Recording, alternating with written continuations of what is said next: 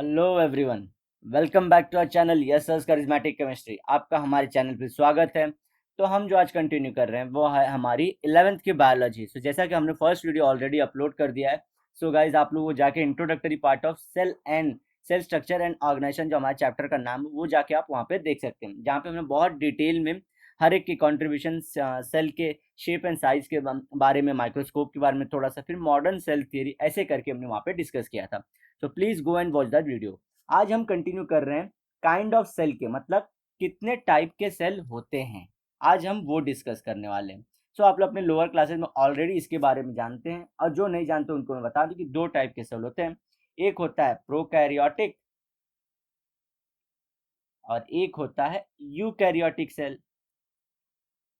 Simple. Prokaryotes generally जो lower हमारे living organisms हैं, जैसे कि बैक्टीरिया, प्रोटिस्टा, इनके अंदर मिलता है ये। यूकैरियोटिक वहीं पे प्लांट्स, एनिमल, इवॉल्व्ड ऑर्गेनिजम्स के अंदर मिलता है। तो ये ध्यान रखना आपको।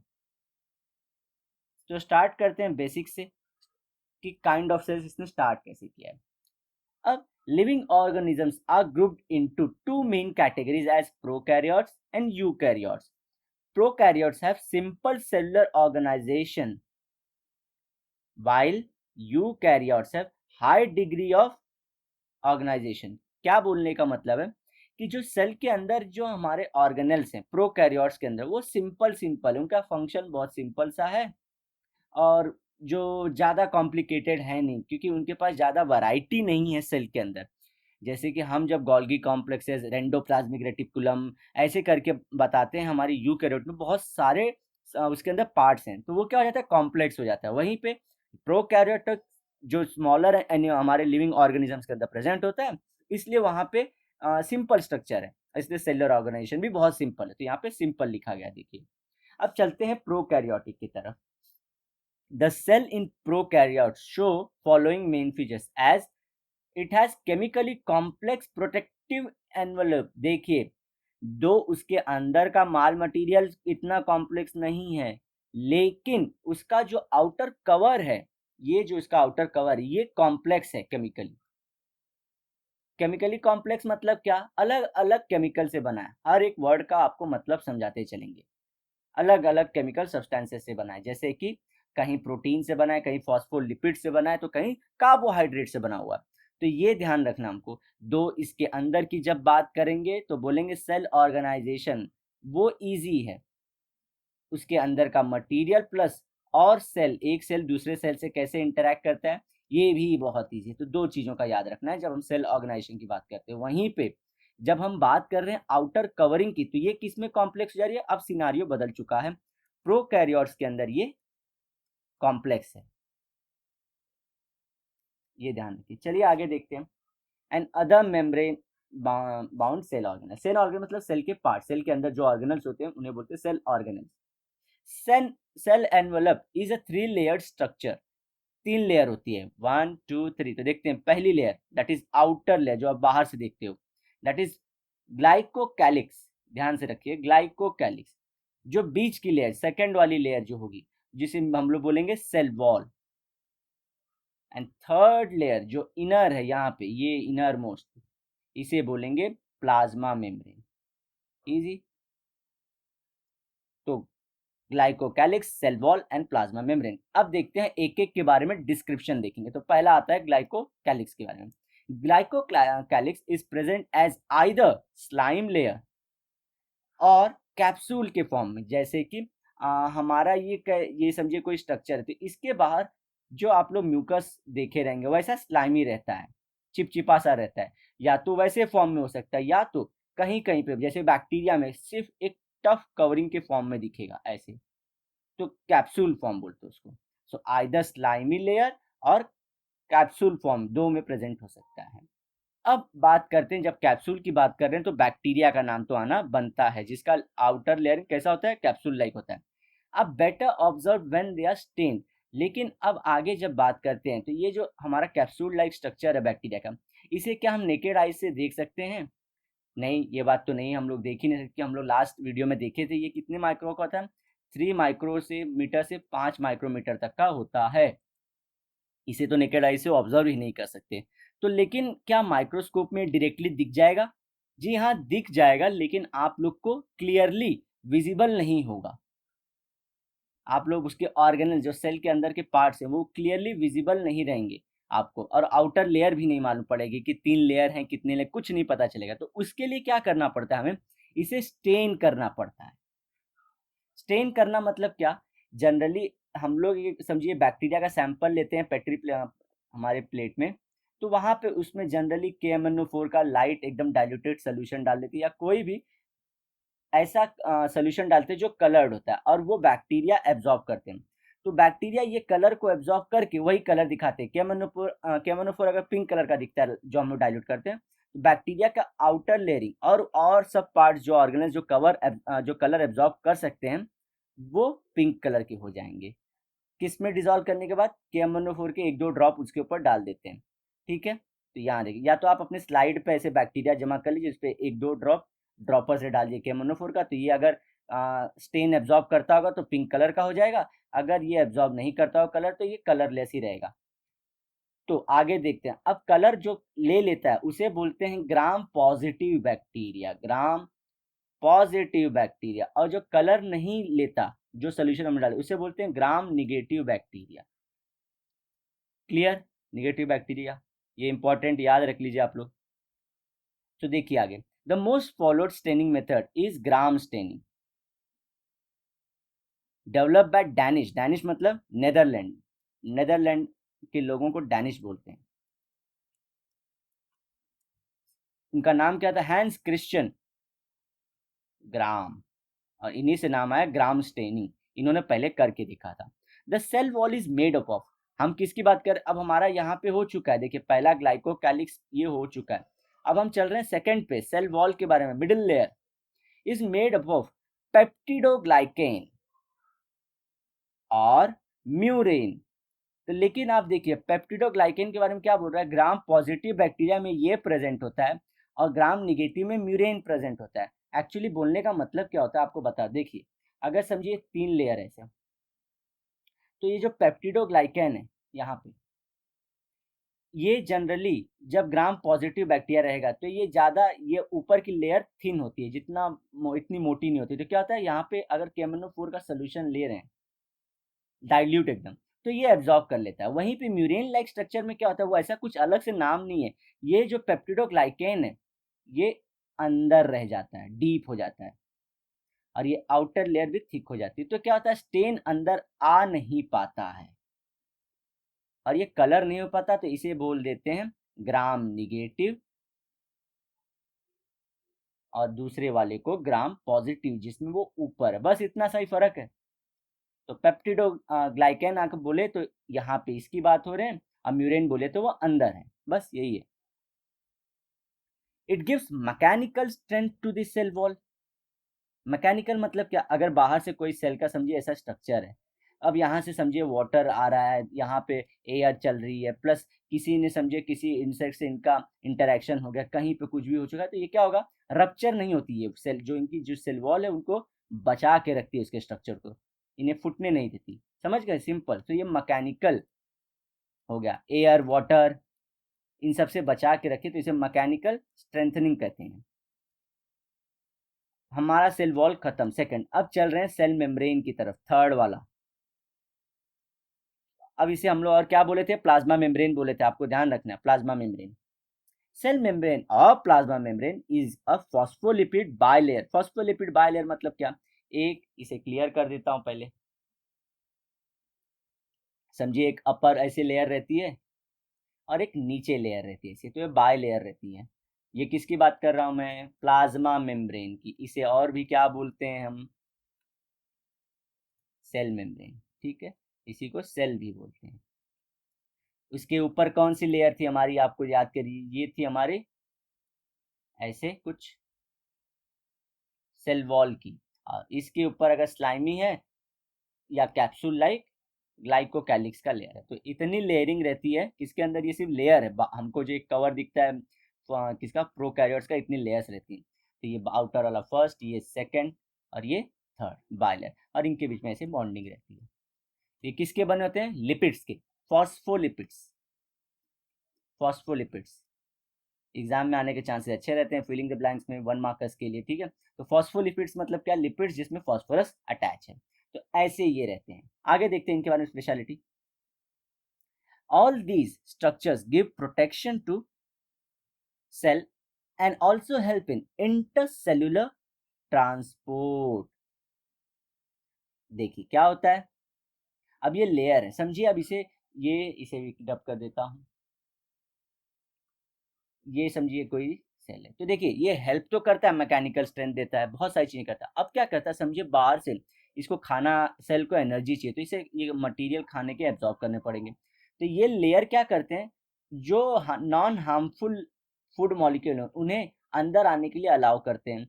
वहीं पे अगर समझिए कोई ऐसा हार्मफुल उनके लिए बैक्टीरिया है तो उसे अंदर आने से रोकेंगे, समझ गए। प्लस सेम टाइम पे उनका जो वेस्ट मटेरियल है उसको बॉडी से बाहर निकालने के लिए भी अलाउ करते हैं। तो ये काम होता है किसका, हमारे आउटर लेयर्स का, ठीक है। यहाँ पे जहाँ पे हम 3 चीजों से बना हुआ हमने देखा, तो 2-3 काम आपको बता दिए कि इंटरसेलुलर ट्रांसपोर्ट मतलब क्या, सेल के अंदर बाहर से आने वाली चीजों का लेना देना। और एक चीज समझाता हूँ आपको डिटेल में, समझिए। अगर कोई बाजू में इसी कम्युनिटी का एक बैक्टीरिया है तो उसके लिए क्या करता है, ये जनरली, अब ये सेम कम्युनिटी का सेम इंसान है, या मतलब सॉरी इंसान बोल रहा हूँ, लेकिन सेम बैक्टीरिया, तो वो क्या करेगा, अपना ये बचाने के लिए, हाँ, ये भी केमिकल छोड़ता है, हार्मफुल केमिकल्स ये रिलीज करता है। ये रिलीज नहीं करेगा जब अपनी बिरादरी का इंसान रहेगा, लेकिन वहीं जब उसने देखा कि दूसरी बिरादरी का एक डेंजरस है, ये डेंजरस इंसान है, तो केमिकल रिलीज करके इसको मारने की कोशिश कर देगा। तो देखे इंटरसेलुलर ट्रांसपोर्ट कैसे मैनेज कर रहा है वो, इसके सराउंडिंग के हिसाब से 2 सेल, एक उसकी ही कम्युनिटी के 2 सेल कैसे इंटरेक्ट कर रहे हैं, और अलग अलग लोग कैसे इंटरेक्ट कर रहे हैं। तो ये हो गया। तो एक बाहर का मटेरियल अंदर आना, या हमारी बॉडी बैक्टीरिया की बॉडी का मटेरियल बाहर जाना, प्लस दूसरे अगर बैक्टीरियाज आ जाए इन्वायरमेंट में तो उनसे कैसे रहेगा, इस सब को बोलते हैं इंटरसेलुलर ट्रांसपोर्ट सिस्टम, कि कैसे वो सब केमिकल्स को बैलेंस कर रहा है। आगे देखते हैं इन मोटाइल बैक्टीरिया। मोटाइल मतलब क्या, मूव होना, ध्यान रख लिया आज से आप लोग, मोटाइल मतलब मूव, जो मूवमेंट दिखाते हैं। आइदस कैसे मूव होते हैं, आइदस सीलिया से और फ्लैजेल्ला से। अच्छा, सीलिया क्या होता है, ये ऐसा अगर सेल है तो सीलिया छोटे छोटे ऐसे हेयर लाइक स्ट्रक्चर होते हैं जो बहुत सारे होते हैं। फ्लैजेल्ला वहीं पे एक सिंगल स्ट्रक्चर होता है जो ऐसे पूंछ जैसा रहता है। पॉसिबल है कि किसी में शायद दोनों प्रेजेंट रहते हैं, किसी में सिर्फ सिलिया, किसी में सिलिया तो, या किसी में फ्लैजेल्ला प्रेजेंट रहेगा, या दोनों, किसी किसी में दोनों प्रेजेंट रहता है, ध्यान रखना आपको। तो यही सिलिया फ्लैजेल्ला है। तो ये क्या करता है, वाटर में ऐसे मूव करने को अलाउ करता है इनको, या कहीं भी जनरल अगर उनको कोई भी मूवमेंट मटेरियल मिल जाता है तो उसमें हेल्प करता है आगे बढ़ने के लिए, या जैसा उनको मूवमेंट परफॉर्म करना है। Both are driven by the rotatory movement. Rotatory मतलब ये घुमा फट से ऐसे, फिर ये मूवमेंट करके ऐसे करके ये घूमता रहता है। तो देखिए हम आगे बढ़ गए इसी में, तो रोटेटरी मूवमेंट हो गया। Produced by the basal body which works as the motor, other parts of filament and hook. अब देखिए 3 चीज बोल दिया इसने, बेसल बॉडी से अटैच, फिलामेंट और हुक। ये किसकी बात हो रही है, कौन अटैच है इन सबसे, फिसिलिया और फ्लैजेल्ला। देखिए इसके बारे में बताता हूँ आपको। अगर ये मैं बना रहा हूँ, अब इसके लेयर्स आपको दिखा दूंगा, ऐसे समझिए, लेयर भी दिखा रहा हूँ। सो यहाँ पे क्या होता है, ये बेसल बॉडी है इसका, एक सेकेंड, ये बेसल बॉडी है। अब ये बोल रहा है ये मोटर जैसा काम करता है। मोटर का काम क्या होता है, एक फॉर्म की एनर्जी को दूसरे फॉर्म की एनर्जी में कन्वर्ट करता है। मैं सिर्फ ऐसे जनरलाइज शब्दों में बोल रहा हूँ, प्रॉपर आप जो मोटर 10th में पढ़ो उसके बारे में बात नहीं कर रहा हूँ। तो यही है, तो ये क्या करता है, इसकी बॉडी में जो एनर्जी है, जो पोटेंशियल एनर्जी, उसको कन्वर्ट करके वो किस में, वो काइनेटिक एनर्जी में कन्वर्ट करना चाहता है, तो वो मूव होना चाहता है। तो ये बेसल बॉडी है जहाँ पे फ्लैजेला अटैच होना है। तो समझिए, देखिए यहाँ पे ये फ्लैजेला लाइक स्ट्रक्चर। अब यहीं पे ये जो सेल और ये जो हेयर लाइक स्ट्रक्चर है, यहाँ पे एक हुक टाइप होता है। जनरली आप लोग गैस में देखेंगे, आपके घर का सिलेंडर का जो गैस रहता है, यहाँ से एक आउटलेट रहता है जहाँ पे आप फिट करने के लिए एक रिबन टाइप स्ट्रक्चर लगाते हो, वैसा ही स्ट्रक्चर यहाँ पे होता है। उसे क्या बोलते हैं? हुक। जो फ्लैजेला, जो ये फिलामेंट बोलेंगे इसे, सॉरी, जो फिलामेंट को बेसल बॉडी से अटैच करता है। तो समझ गए आप लोग बेसल बॉडी कहाँ पे है, हुक कहाँ पे, और फिलामेंट कौन है। आई होप आप लोग को क्लियर होगा मोटर क्यों बोला, ये सब चीज़ों को। ठीक है, आगे चलते हैं। सम अदर सर्फेसेस, अब बात कर रहे हैं जो आउटर, हम लोग अभी भी आउटर सरफेस पे ही हैं। Some other surface projections are tubular pili और फिम्ब्रे। पाइली भी बोल सकते हैं, पिलाय भी बोल सकते हैं आप लोग। क्या होता है इनका? इनका भी रहता है इंटरसेलुलर कम्युनिकेशन करना और क्लिंजिंग फॉर दी सपोर्ट। तो फिम्ब्रे क्या करते हैं, अगर समझिए ये कोई रॉक बॉटम है समुद्र का, और यहाँ पे ये सेल है ऐसा, तो ये क्या करता है, यहाँ पे इन्हें पानी में इन्हें अगर मूव नहीं होना है, इस पे बताता हूँ कि यहाँ पे पानी में इन्हें मूव नहीं होना, तो ये क्या करता है, इसके थ्रू जमीन पे अटैच हो जाता है, और वाटर अगर आती भी रहती है मूव नहीं होगा। तो फिम्ब्रे का वो काम है। और पिलाई का और पाइलिया क्या काम है? ये जो मैंने जैसे बताया था कि हमारा इंटरसेलर का जो कम्युनिकेशन होता है, दो सेल बैक्टीरिया के बारे में बात, अगर आप एक दूसरे से इंटरेक्ट करना चाहते हैं या कुछ मटेरियल को बॉडी के अंदर लाना है या कुछ मटेरियल को बाहर लाना, तो वो हेल्प करता है कौन? पाइलिया। ठीक है, आई होप आप लोग को क्लियर। और ये सब जितनी हमने अभी तक कथा पूरी पढ़ी या पूरी कहानी पढ़ी, वो सिर्फ और सिर्फ आउटर सरफेसेस से रिलेटेड ही पढ़ रहे हैं, अभी हम अंदर बॉडी में नहीं घुसे हैं। अब आएंगे हम अंदर की तरफ। देखिए, the cell membranes shows infolding called as mesosomes which help in cell wall formation. एक काम फंक्शन देखिए, मेसोसोम्स का फंक्शन पूछ सकता है आपको एग्जाम में। सेल वॉल फॉर्मेशन करना एंड डीएनए का रेप्लिकेशन करना। डीएनए रेप्लिकेशन से क्या हो सकता है, या तो सेल ऑर्गेनल्स बन जाएंगे या तो खुद नया सेल बन सकता है, ध्यान रखिए। दो फंक्शन है मेसोसोम। मेसोसोम्स कैसा होता है देखिए यहाँ पे, इसे फिर से क्लियर कर देते हैं। अगर आप लोग अभी तक वीडियो में बने तो प्लीज लाइक ठोके बिना जाना मत, कमेंट करके ही बताना कि आप लोग ये पार्ट देखे हैं, और अच्छा लगा तो अच्छा बताना, बुरा लगा तो वो भी बताना कि कहाँ इंप्रूव करना है। तो देखिए, ये सेल मेम्ब्रेन, तो इसमें क्या होता है, ऐसे प्रोजेक्शन कर लेता है ये। अब ये जो प्रोजेक्शन हुआ है, ये जो अलग से एक सेकेंड, ये जो अलग से प्रोजेक्शन हुआ है, इसी को बोलते हैं मीजोजोम्स। इसके दो फंक्शन क्या थे अभी हमने देखा। ये एक बाहर का जो सेल वॉल है वो बनाने में हेल्प करता है, याद है ना, सेल मेम्ब्रेन अंदर है, सेल वॉल बाहर है। आपको ऑर्डर करने को आ सकता है कि ग्लाइकोकैलिक्स, सेल वॉल और सेल मेम्ब्रेन में बताइए order out from out to inside कैसे है, तो ये सब ध्यान रखिए। तो सेल वॉल के फॉर्मेशन में और डीएनए के रेप्लिकेशन में हेल्प करता है। डीएनए के रेप्लिकेशन से क्या होगा, या तो सेल में सब ये थोड़े छोटे छोटे ऑर्गेनल्स हैं, ऐसे ऑर्गेनल्स बनाने हैं तो ये बना के दे देगा, या एक नया सेल ही बना देगा। ठीक है, दो काम हो सकता है। और काम देखिए, और भी चीजें इसके अंदर जो होता है, some bacteria specially photosynthetic cyanobacteria. Cyanobacteria के अंदर मेटालिक बोलते हैं ना, कैटलिस्ट होते हैं, इनमें मेटल होता है स्ट्रक्चर में, और ये क्या करते हैं, फोटोसिंथेसिस परफॉर्म कर सकते हैं। Show more longer extension called as a chromatophore. Chromatophore very important, and they carry photosynthetic pigment. अब क्या होता है, किसी किसी में यही जो मिजोजोम है ये बड़ा हो जाता है। देखिए, ये कुछ ऐसा बड़ा एक्सटेंशन दिखाता है। और ये इतना बड़ा एक्सटेंशन क्यों हुआ, क्योंकि इसको अपने अंदर ऐसे फोटोसिंथेटिक, ऐसे डॉट डॉट बनाता हूँ, फोटोसिंथेटिक पिगमेंट रखने हैं। फोटोसिंथेटिक पिगमेंट रखे हैं जिसके थ्रू वो क्या करेगा, फोटोसिंथेसिस, और फोटोसिंथेसिस कर रहा है तो खाना खुद का वो खुद बनाने वाला है, ये ध्यान रखिए।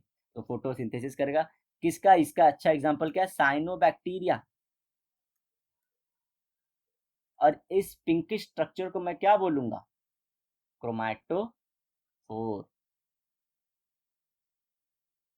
ध्यान रखिए, ठीक है। क्रोमैटोफोर किसका एक्सटेंशन है, मीजोजोम्स का। नॉर्मल किसी किसी बैक्टीरिया में हो जाता है। चलेंगे आगे। अब आगे देखते हैं, दे carry photosynthetic pigments the cytoplasm. अब हम अंदर आ रहे हैं और अंदर आ रहे हैं, मीजोजोम से अंदर आ रहे हैं।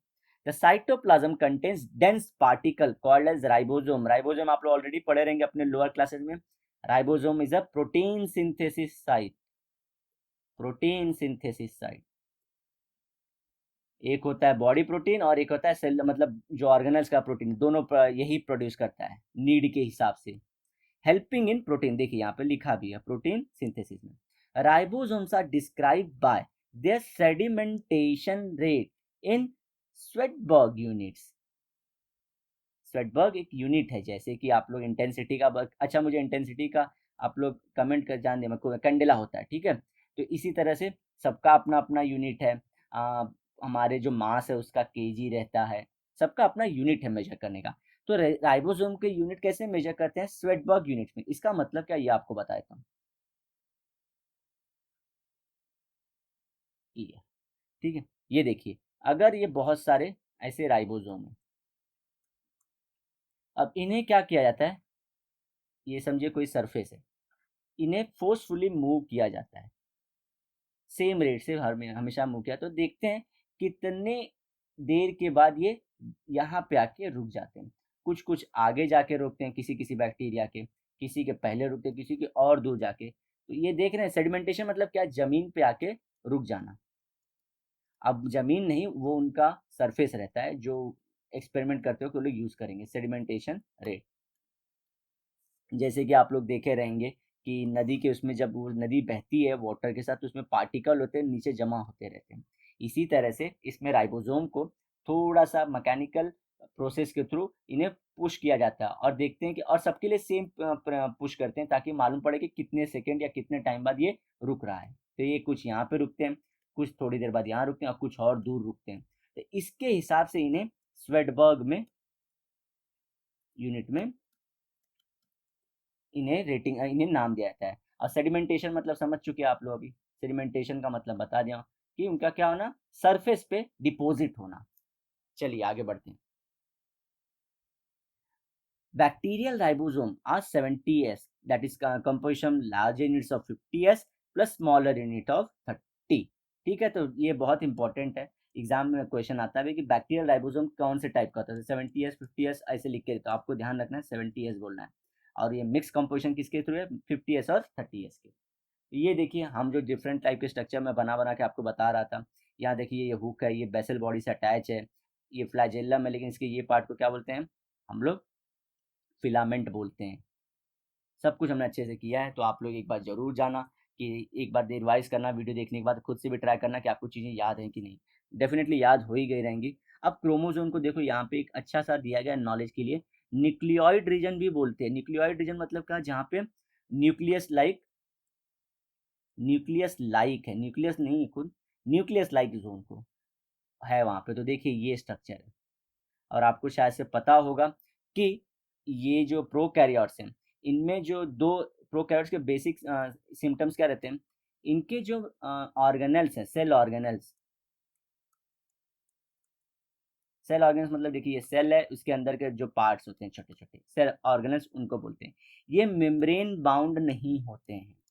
मेम्ब्रेन बाउंड मतलब क्या, आप जब यूकैरियोट पढ़ोगे देखोगे, जैसे माइटोकॉन्ड्रिया खुद डबल, माइटोकॉन्ड्रिया का आप लोग अपने स्कूल में पढ़े रहोगे ऐसे करके, ये डबली लेयर्ड है, एक आउटर लेयर है, ये इनर लेयर जो कर्व्ड रहती है, तो इस तरह से कवरिंग रहती है। लेकिन इनके ऊपर जो इनके ऑर्गेनल्स हैं उनमें कवरिंग नहीं होती। और दूसरी चीज, न्यूक्लियस एब्सेंट होता है। किस में बात कर रहा हूँ, मैं बात कर रहा हूँ प्रोकैरियोट्स। तो क्या न्यूक्लियस एब्सेंट है, लेकिन न्यूक्लियस जैसे इसका lower version, nucleolus like structure present होता है, जो क्रोमोसोम के फॉर्म में होता है, और ये रेप्लिकेशन परफॉर्म करता है। ठीक है, तो आप लोग वहां से देख लेंगे। अब चलता हूं मैं और आगे, कि हमारा ये प्रोकैरियोट का खत्म हो चुका है, ये लगे हाथ में आपको यूकैरियोट के बारे में भी बता देता हूँ। Cell in which nucleus has a definite nuclear membrane. तो न्यूक्लियस के पास देखिए, मैंने बोला था इनके मेम्ब्रेन से, ये बोल रहा था ना कि मेम्ब्रेन बाउंड नहीं होते इनके जो सेल ऑर्गेनल्स होते हैं। यहाँ पे देखिए यूकैरियोट में आ गया membrane, known as the eukaryotic cell. These cell exhibits presence of membrane bound organelles also। तो न्यूक्लियस पे तो है ही, इनके ऑर्गेनल्स पे भी लेयर है, ये प्रोटेक्टिव लेयर है। Cells of protist, plant, animals, fungi. कौन से प्रोटिस्ट, हायर प्रोटिस्टा। ये सब क्या है? ये सब किंगडम है, किंगडम है। The eukaryotic cells have different shape, size and physiology. Physiology मतलब जिसे उनका पूरा प्रोसेस ऑफ फंक्शनिंग और जो उनका दिखने का स्ट्रक्चर है सब, उसको बोलते हैं physiology. But all the cells are typically compose of, मतलब जो मिला जुला के सब किससे कंपोज थे? Plasma membrane, cytoplasm and its organelles कौन कौन से, मतलब इनके छोटे पार्ट कौन है? माइटोकॉन्ड्रिया, एनर्जी पावर हाउस जिसको बोलते हैं, एंडोप्लाज्मिक रेटिकुलम, इन सब का फंक्शन हम लोग देखेंगे क्या होता है। राइबोसोम, गोल्गी कॉम्प्लेक्सेस और ऐसे बहुत सारे रहेंगे। लाइजोसोम्स का नाम नहीं दिया इसमें, लाइजोसोम्स जिसको बोलते हैं सेल की जहाँ पे डेथ होती है वो होता है lysosomes. And a true nucleus, समझे ना? न्यूक्लियोलस ट्रू नहीं है, जैसे मैं अभी आपको पीछे डिस्कस किया था, दो उसने मेंशन नहीं किया ऊपर, लेकिन फिर भी मैं आपको बता दिया। तो यहाँ तक यूकैरियोटिक का हमारा खत्म हो जाता है। नेक्स्ट टाइम जब हम मिलेंगे, अब देखिए जो सेल वॉल का, चलो डिस्कस करते हैं थोड़ा सा। जो सेल वॉल लाइक स्ट्रक्चर है ये आपको प्लांट में मिल जाएगा, लेकिन सेल वॉल आपको एनिमल्स में नहीं मिलेगा। सेल में बच्चे कंफ्यूज किस में रहते हैं? सेल मेम्ब्रेन को भी बोल देते हैं कि सेल मेम्ब्रेन भी नहीं होगा एनिमल्स में, नहीं। Cell membrane is a different name और डिफरेंट बोलते हैं स्ट्रक्चर होता है, और cell wall is a different structure. ध्यान रखिए, सेल वॉल प्रेजेंट होता है प्लांट्स में, एब्सेंट किस में होता है? एनिमल्स में। सेल मेम्ब्रेन किस में प्रेजेंट होता है? दोनों, प्लांट्स और एनिमल दोनों में। तो प्लांट्स के पास दो हैं, सेल वॉल और सेल मेम्ब्रेन। एनिमल्स के पास सिर्फ सेल मेम्ब्रेन है, प्लांट सेल वॉल या अरे उनका सेल वॉल एब्सेंट है। चलिए कोई बात नहीं, नेक्स्ट लेक्चर में जब मैं मिलूंगा आपको पूरे एक एक पार्ट के बारे में अच्छे से डिस्कस करूंगा, सो दैट कि आपको याद होती जाए। और थोड़े थोड़े डायग्राम्स के थ्रू हम देखेंगे एडिशनल डायग्राम, अपार्ट फ्रॉम जो आपको बुक में दिया गया उसके अलावा भी मैं कुछ डायग्राम ऐड करूंगा जिससे आपकी अंडरस्टैंडिंग इंप्रूव हो पाए। सो गाइज जिन्होंने वो हमारी पहली वीडियो नहीं देखी, प्लीज़ जाके आप अपना सपोर्ट हमें उस वीडियो पे दिखाइए, और इस वीडियो को भी पूरा एंड तक देखने की कोशिश करिए, और जहाँ पे आपको लगे कि हमारे इंप्रूवमेंट की थोड़ी ज़रूरत है तो वहाँ पे बताइए हमें कि कहाँ इंप्रूव करना है। और अदरवाइज अगर आपको अच्छा लगा तो प्लीज़ लाइक करना, कमेंट करना, अपने दोस्तों में से शेयर जरूर करना। उन्हें बता देना कि 11th की पूरी बायोलॉजी की सीरीज़ हम पूरा कंप्लीट करेंगे, सो दैट कि आप हमेशा के लिए लाइफ में जब भी आपको लगे कि आपको बेसिक्स की ज़रूरत है वापस लर्न करने की, तो ये आके आप वापस देख पाओ। सो गाइज इसी के साथ मैं ये अपना ये लेक्चर वाइंड अप करता हूँ। मिलूंगा आपको नेक्स्ट लेक्चर में टॉपिक के कंटिन्यूशन के साथ। तब तक के लिए bye and have a great day ahead.